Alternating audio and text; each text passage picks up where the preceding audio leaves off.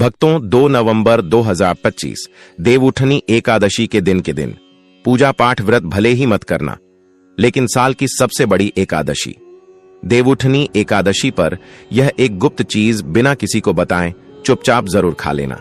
खाने मात्र से ही आपके जीवन में चल रही समस्त परेशानियों से छुटकारा मिल जाएगा।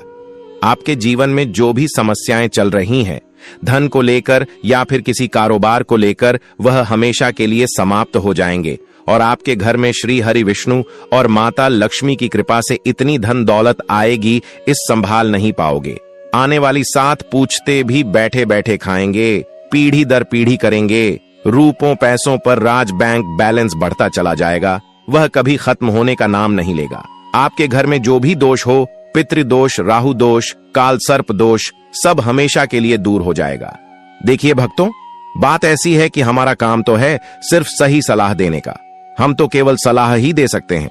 अब आप इसको मानना या ना मानना आपकी मर्जी, लेकिन भक्तों, हम तो यही कहें कि अगर मान लोगे तो आपका बेड़ा पार हो जाएगा।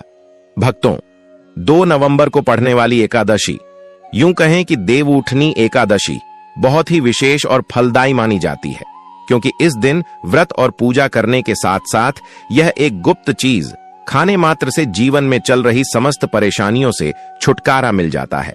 भक्तों, देवउठनी एकादशी के महत्व की बात करें तो देवउठनी एकादशी, प्रबोधिनी एकादशी हिंदू धर्म की अत्यंत महत्वपूर्ण एकादशी मानी जाती है। यह कार्तिक मास के शुक्ल पक्ष की एकादशी तिथि को मनाई जाती है। इस दिन को देवोत्थान एकादशी, प्रबोधिनी एकादशी या देवउठनी 11 के नाम से भी जाना जाता है। आइए विस्तार से जानें इसका महत्व, कथा और धार्मिक मान्यता। देवउठनी एकादशी का धार्मिक महत्व। हिंदू मान्यता के अनुसार इस दिन भगवान विष्णु जी 4 महीने की योग निद्रा शयनावस्था से जागते हैं। आषाढ़ शुक्ल एकादशी, देवशयनी एकादशी के दिन भगवान विष्णु क्षीर सागर में विश्राम करने चले जाते हैं और 4 महीने बाद कार्तिक शुक्ल एकादशी को जागते हैं, इसलिए इसे देवोत्थान कहा गया है। इन 4 महीनों को चातुर्मास कहा जाता है, जिसमें भगवान विश्राम अवस्था में रहते हैं। इस दौरान विवाह, मांगलिक कार्य, गृह प्रवेश, व्रत उत्सव आदि कार्य नहीं किए जाते। देवउठनी एकादशी के दिन से ही ये सभी शुभ कार्य पुनः आरंभ हो जाते हैं। इस व्रत से व्यक्ति अपने जीवन के पापों से भी मुक्ति पा सकता है। ठीक उसी तरह देवउठनी एकादशी के दिन यह चीज खाने से जीवन में सुख, शांति और समृद्धि आती है और आपकी समस्त मनोकामना पूर्ण होती है। वैसे तो देवउठनी एकादशी का व्रत फराहार रखा जाता है, लेकिन अगर देवउठनी एकादशी की रात एक विशेष चीज खा लेते हैं तो आपके घर में धन संपदा इतनी बढ़ जाएगी कि वह कभी समाप्त नहीं होगी। यह उपाय बहुत ही सरल और चमत्कारी है, जिसे अपने जीवन में जरूर लागू करना चाहिए। भक्तों, पूज्य गुरु जी ने अभी अभी अपनी विष्णु सहस्त्र नाम की कथा में बताया कि आने वाली देवउठनी एकादशी के दिन जिन लोगों के घर में खाई या बनाई जाती है, यह 3 चीज उसके घर में पूरे साल होती है, धन दौलत की वर्षा। जी हां दोस्तों, यह इस बार की देवउठनी एकादशी पूरे के पूरे 124 वर्षों के बाद दुर्लभ सहयोग में पढ़ने जा रही है। तो ऐसे में इस एकादशी का महत्व हिंदू धर्म के लोगों के लिए और भी बढ़ जाता है। और पूज्य गुरु जी ने कहा है कि देवउठनी एकादशी के दिन भले ही पूजा पाठ ध्यान करना न करना, लेकिन यह एक गुप्त चीज जरूर खा लेना। भगवान विष्णु जी और माता लक्ष्मी जी के आशीर्वाद से आपके घर में इतना पैसा आएगा कि संभाल नहीं पाओगे। साथ ही दोस्तों, हम आपको इस वीडियो में यह भी बताएंगे कि चाहे कुछ भी हो जाए, लेकिन देवउठनी एकादशी पर ऐसा खाना घर में भूल कर भी मत बनाना और ना ही उसे खाना। पूरा घर परिवार पर संकट आ सकता है। साथ ही भक्तों, इस वीडियो में जानिए देवउठनी एकादशी पर ऐसा क्या खाना चाहिए जिससे कि आपके जीवन में भगवान विष्णु की कृपा प्राप्त हो। साथ ही दोस्तों, इस वीडियो में हम आपको यह भी बताएंगे कि देवउठनी एकादशी पर भूल कर भी यह 5 काम कभी मत करना, नहीं तो कंगाल आते देर नहीं लगेगी। देवउठनी एकादशी पर आपको यह 5 काम कभी नहीं करने चाहिए। जो भी माताएं बहनें देवउठनी एकादशी के दिन इन 5 कामों को करती हैं तो उसकी जिंदगी बर्बाद हो जाती है, घर में कंगाली छा जाती है, और जिस घर में भी यह 5 कार्य होते हैं, माता लक्ष्मी ऐसे घर से हमेशा के लिए छोड़कर चली जाती है। साथ में हम आपको यह भी बताएंगे कि देवउठनी एकादशी के दिन अगर आप इन चीजों का दान कर देते हो तो आपके घर में कभी धन की कमी नहीं होगी, हमेशा ही रुपया पैसा आपके घर में आएगा। इसलिए हम आपको जो जानकारी बताते हैं वह बिल्कुल मुफ्त होती है। वीडियो को पूरा देखें, अधूरा ना छोड़े। जो लोग वीडियो को आधा अधूरा छोड़कर आगे बढ़ जाते हैं फिर उन्हें जीवन में कभी सफलता हासिल भी नहीं हो सकती। इसलिए जब भी कोई वीडियो देखे उसे शुरू से अंत तक पूरा देखा करें। भक्तों, चाहे जो भी हो जाए लेकिन देवउठनी एकादशी के दिन एक छोटी सी चीज जरूर खा लेना। यकीन मानिए, यदि अगर आपने खा लिया तो आपको करोड़पति बनने से विधाता भी नहीं रोक सकते। जी हां दोस्तों, इस बार 144 वर्षों के बाद देवउठनी एकादशी ऐसे शुभ समय में पड़ने जा रही जो हिंदू धर्म में सबसे श्रेष्ठ मानी जाती है। इस दिन किया गया कोई भी उपाय कभी भी निष्फल नहीं जाता, बेकार नहीं जाता, हमेशा लाभ ही लाभ प्रदान करवाता है। चलिए भक्तों, अब हम आपको देवउठनी एकादशी की थोड़ी सी जानकारी दे देते हैं। इस बार 2025 में देवउठनी एकादशी को लेकर लोगों के मन में बहुत कंफ्यूजन है कि यह व्रत कब रखा जाएगा, पूजा कैसे करनी है, शुभ मुहूर्त क्या रहेगा और क्या नहीं खाना है। इस वीडियो में हम आपके सभी सवालों के जवाब देंगे, बस आपको इस वीडियो को पूरा देखना होगा। इन सभी सवालों का उत्तर हम इस वीडियो में देंगे और साथ ही बताएंगे कि वह कौन सी चीज है जो इस दिन आपको जरूर खानी चाहिए। अगर आपने यह खा ली तो धनवान बनने से विधाता भी आपको नहीं रोक सकते। साथ ही भक्तों, देवउठनी एकादशी के दिन भक्तों गाय को एक चीज जरूर ही खिलाना चाहिए। अगर आप देवउठनी एकादशी के दिन गाय को यह एक चीज खिला देते हो तो माता लक्ष्मी जी की कृपा से आपके जीवन में धन आने के सभी रास्ते खुलते चले जाएंगे।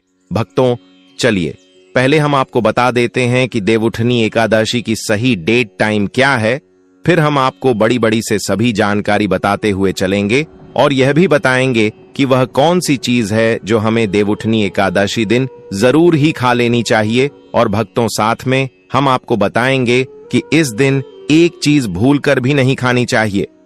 अगर आप यह चीज भूलकर भी खा लेते हो तो आपके घर में अनहोनी हो सकती है। तो ऐसा अनर्थ काम भूलकर भी मत करना और अनर्थ होने से पहले वीडियो को आप पूरा जरूर देख लेना। बहुत ही खास और ज्ञानवर्धक वीडियो है। तो चलिए भक्तों, जानते हैं देवउठनी एकादशी की सही डेट टाइम के बारे में।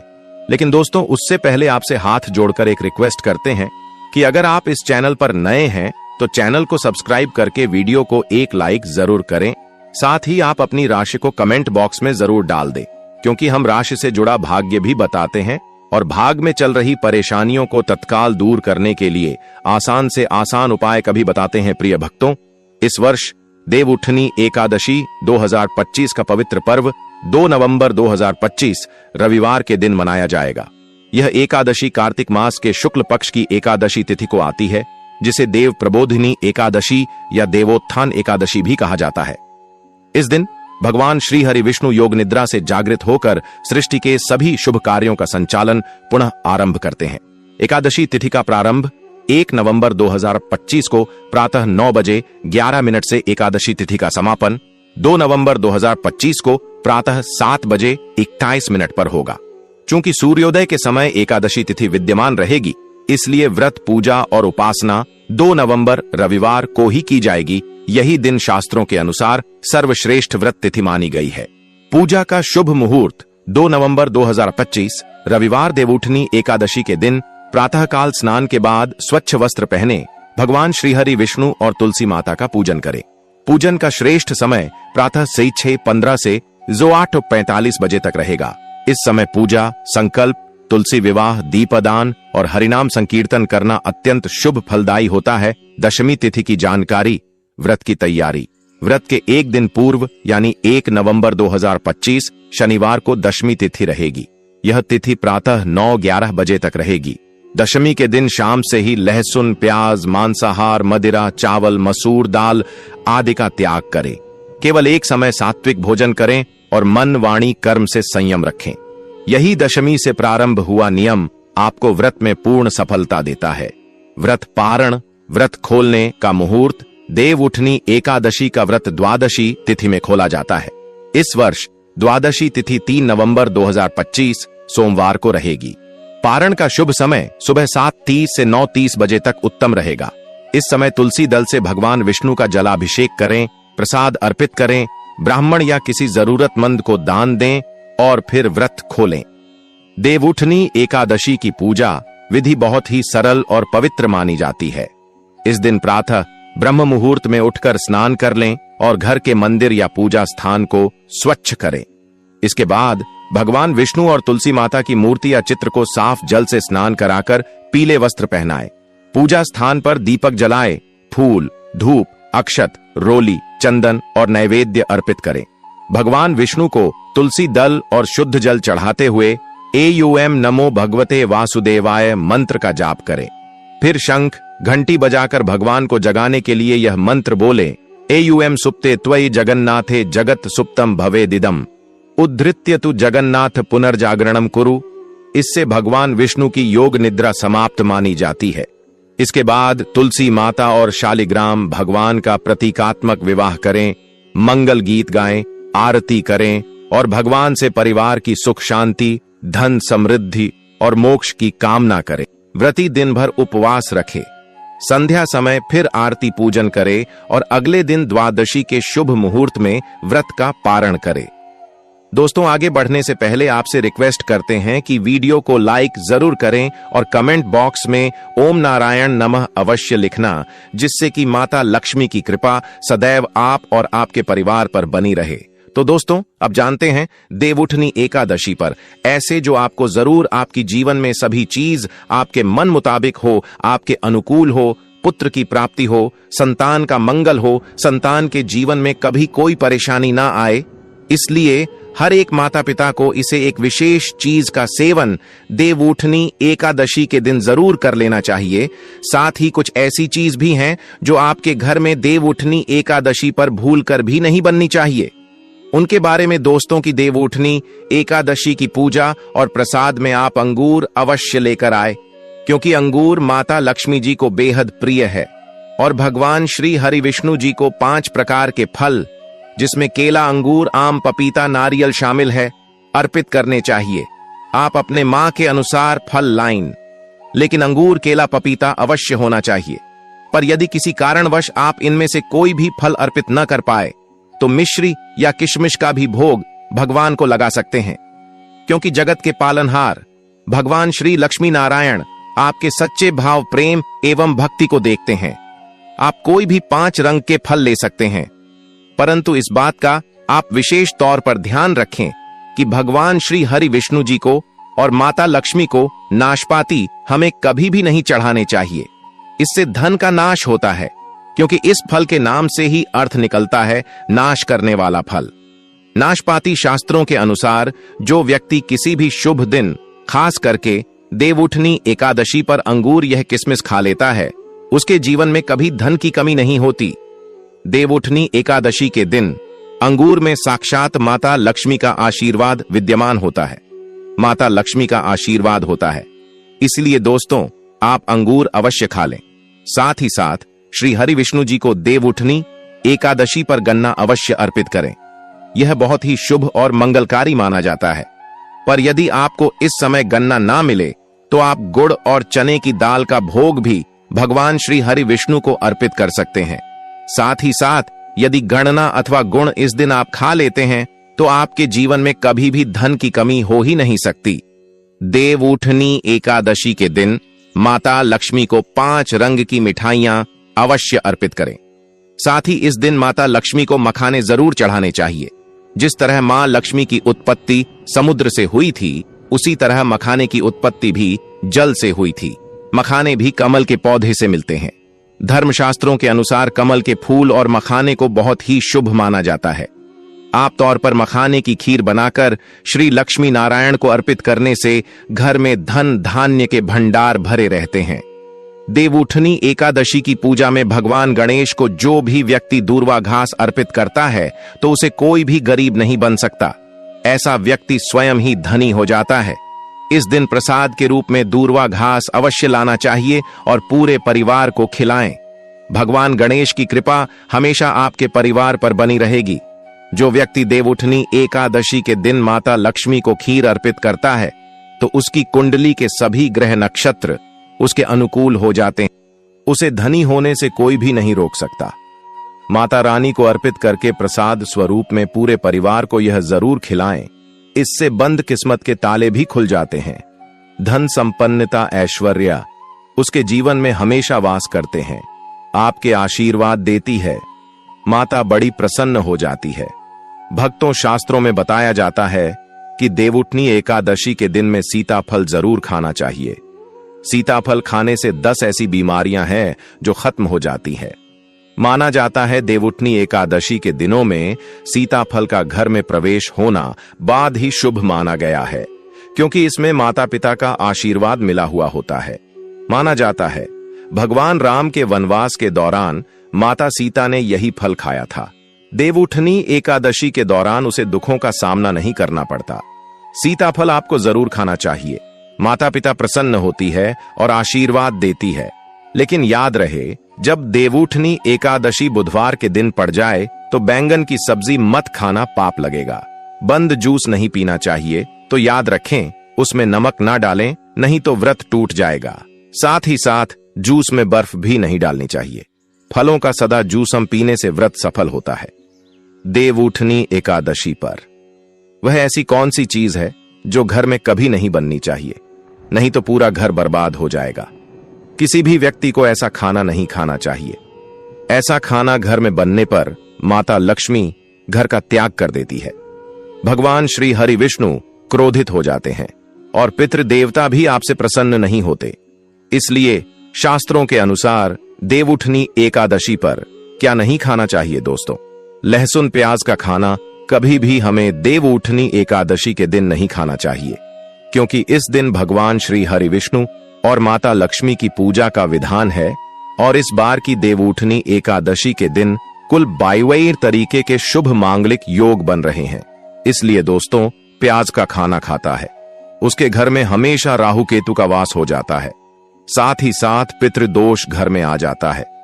भगवान शनि भी नाराज हो जाते हैं, और अगर घर में राहु केतु का वास हो जाएगा तो वहां पर माता लक्ष्मी और भगवान श्री हरि विष्णु की कृपा कभी नहीं बरसेगी। साथ ही साथ देवउठनी एकादशी के दिन आपको चावल भी नहीं खाना चाहिए, तो आप साबूदाने की खीर अथवा मखाने की खीर भगवान को अर्पित करें, और यह बात आपको हमेशा ध्यान में रखनी चाहिए। आप बाकी दिनों में चावल या लहसुन प्याज खा सकते हैं। देवउठनी एकादशी पर लहसुन प्याज का खाना कोई भी मत खाना। छोटे छोटे बच्चे या गलतियां अक्सर कर देते हैं। अक्सर बाजार से डिब्बा बंद खाना खा लेते हैं या कुरकुरे आदि खा लेते हैं जिनमें लहसुन प्याज होता है। इसलिए कम से कम देवउठनी एकादशी के दिन चीजों से दूर रहे। क्योंकि दोस्तों, अगर आप ही सोचिए, आप खास तौर पर देवउठनी एकादशी पर राहु केतु को अपने घर में बुलाएंगे या फिर श्री हरि विष्णु और माता लक्ष्मी को, इसलिए अपने घर को बर्बाद जानबूझकर ना करें कि भगवान श्री हरि विष्णु जी की कृपा प्राप्त करने के लिए, उनका विशेष आशीर्वाद प्राप्त करने के लिए पीली चीज घर में इस दिन अवश्य बनानी चाहिए। जैसे कड़ी पकोड़ा, पीला हवा अवश्य बनानी चाहिए, क्योंकि इस दिन पीला रंग स्वर्ण माना गया है तथा सोने चांदी के समान माना गया है, जिसे हम पीतांबरी कहते हैं। इसलिए आप खुद भी इस दिन पीले वस्त्र धारण करें। इससे आपको भगवान श्री हरि विष्णु जी का विशेष आशीर्वाद प्राप्त होगा। देवउठनी एकादशी तिथि को हमें किसी से भी कर्ज नहीं लेना चाहिए। यदि हम देवउठनी एकादशी के दिन ही किसी से कर्ज ले लेते हैं तो पूरे साल भर हमें कर्ज के तले डूबे रहता है। इसलिए देवउठनी एकादशी का त्योहार आप कर्ज मुक्त होकर ही बना। साथ ही शास्त्रों में यह उल्लेख है कि माता लक्ष्मी उसी के घर में वास करती है जो सच्चे हृदय से माता रानी को बुलाता है। माता लक्ष्मी मंत्र एक मिश्री के टुकड़े से भी प्रसन्न हो जाती है। बस आपके मन में सच्ची श्रद्धा होनी चाहिए। भगवान भी कहते हैं कि कर्ज लेकर धार्मिक तीर्थ यात्रा, धार्मिक पूजा अनुष्ठान नहीं मानना चाहिए। इससे उल्टा जीवन में दोष उत्पन्न होते हैं।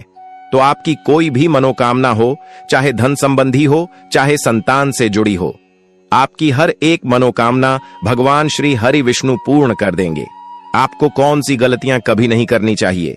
दोस्तों की देवउठनी एकादशी के दिन यह 5 गलतियां कभी नहीं करनी चाहिए। एवं इस दिन पति पत्नी को आपस में दूरी बनाकर रखनी चाहिए।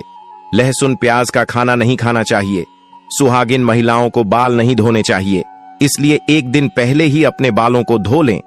तुलसी का पौधा, झाड़ू, सुहाग की सामग्री या नमक कभी भी किसी दूसरे व्यक्ति को नहीं देना चाहिए। इससे माता लक्ष्मी नाराज हो जाती है। इस दिन बुजुर्गों के पैर छूने चाहिए। माता लक्ष्मी स्वयं श्री स्वरूप है, इसलिए इस दिन स्त्री का अपमान नहीं करना चाहिए, क्योंकि स्त्री स्वयं लक्ष्मी का रूप मानी जाती है। किसी की बुराई नहीं करनी चाहिए। देवउठनी एकादशी के शुभ दिन पर अगर कोई व्यक्ति आपके द्वार पर कुछ मांगने के लिए आए, तो हो सकता है उसे व्यक्ति के रूप में स्वयं शक्ति स्वरूपा माता लक्ष्मी हो, स्वयं श्री लक्ष्मी नारायण हो, क्योंकि इस दिन घर घर जाकर माता लक्ष्मी भ्रमण करती है और उसी घर में वास बनती है जो सच्चे हृदय वाला हो, जो दूसरों का दुख समझता हो। माता लक्ष्मी साक्षात कन्या स्वरूप है। घर के दरवाजे पर भी आती है, उन्हें खाली हाथ न जाने दे। कन्याओं को मीठा अवश्य खिलाए। माता लक्ष्मी को मीठा भोग अति प्रिय है। अपमान क्रोध का सामना करना पड़ेगा उसे, पर हमेशा मां लक्ष्मी की कृपा बरसेगी। माता लक्ष्मी को लाल वस्तु से अधिक प्रेम है। धर्म शास्त्रों के अनुसार घर का कचरा इस दिन बाहर भूल कर भी ना फेंक, नहीं तो आप कंगाल हो जाएंगे। घर का कचरा अगले दिन बाहर देखना चाहिए, ठीक है ना? अब देखिए, दोस्तों ही समाप्त हो जाता है और घर में सकारात्मक ऊर्जा का वास होता है। जिस घर में गाय होती है उसे घर से स्वयं वस्तु दोस्त और हमेशा के लिए समाप्त हो जाते हैं, क्योंकि गाय को माता लक्ष्मी का ही रूप माना गया है। गाय के शरीर पर 33 करोड़ देवी देवताओं का वास होता है, इसलिए ध्यान रखें, गाय को कभी भी घर में नारायण बन सकती है और घर में दर्द देवता का वास हो सकता है। इसलिए कोशिश करें कि रोजाना ताजी रोटी बनाकर गाय को खिलाएं। अगर रोटी किसी कारणवश जाए तो उसे अगले दिन ना दें, क्योंकि यह बासी मानी जाती है। गाय को हमेशा ताजा और साफ खाना ही दे। इसके अलावा अगर घर में कोई फल या सब्जी सड़ जाए तो उसे गाय को देने से बच्चे घर की समृद्धि में कमी हो सकती है। गाय को खुश रखने के लिए आप आटे की 11 लोहियां बनाकर उनके ऊपर हल्दी लगा सकते हैं। ऐसा करने से आपके सारे काम आसान होंगे और जीवन में सुख समृद्धि आएगी। गाय के चरणों को स्पर्श करें, इससे आपके सभी दुख दूर हो सकते हैं। अगर संभव हो तो गाय की 7 बार परिक्रमा भी करें, या आपके जीवन में सफलता और खुशियों का संचार करेगा। जब भी गाय को उसने हल्दी या थोड़ा घी डाल सकते हैं और रोटी को खाली ना दे, आपके जीवन में शुभ फलों की प्राप्ति का कारण बनेगा। गाय को ताजा रोटी खिलाना अगर करना आपके जीवन में। अगर आप इस चैनल पर नए हैं तो चैनल को सब्सक्राइब करके वीडियो को एक लाइक जरूर करें। साथ ही आप अपनी राशि को कमेंट बॉक्स में जरूर डाल दें, क्योंकि हम राशि से जुड़ा भाग्य भी बताते हैं और भाग्य में चल रही परेशानियों को तत्काल दूर करने के लिए आसान से आसान उपाय भी बताते हैं। इसी प्रकार से अगर आपने हमारे द्वारा बताए हुए नियमों का पालन कर लिया तो करणी मंत्र से वह सिद्ध हो जाएंगे और आपको लाभ की प्राप्ति होगी। जानकारी थोड़ी सी भी अच्छी लगी हो तो वीडियो को लाइक करें। चैनल पर नए तो चैनल को सब्सक्राइब जरूर ही कर लें, ताकि इसी प्रकार की और भी ज्ञानवर्धक जानकारी हम आपको सीधे नोटिफिकेशन के माध्यम से इस चैनल पर प्राप्त कर सकें। वीडियो के अंत तक बने रहने के लिए आप सभी का धन्यवाद। मिलते हैं नेक्स्ट वीडियो में।